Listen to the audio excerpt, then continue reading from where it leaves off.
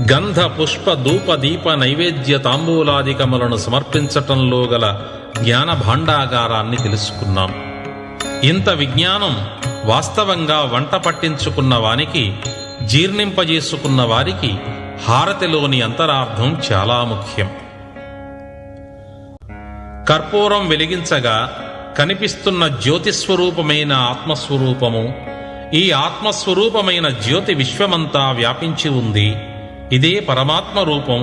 ఆ రూపమే నేను, నేనే పరమాత్మ, పరమాత్మయే విశ్వవ్యాపకుడు, ఆత్మ పరమాత్మలు ఒక్కటే అని మంత్రార్థం.